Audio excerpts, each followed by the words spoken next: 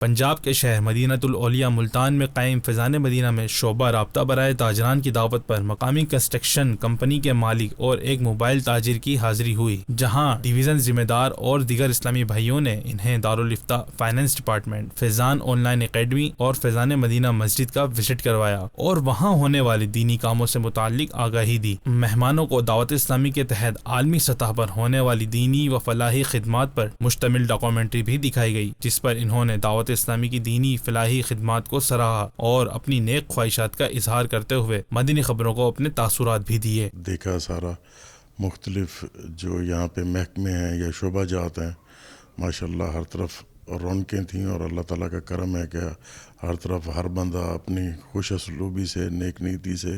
اور محنت سے کام کر رہا ہے، اور ماشاءاللہ بہت اچھا لگا ہے۔ انشاءاللہ کوشش رہے گی کہ بھی گاہے بگائے یہاں پہ انشاءاللہ چکر لگتا رہے،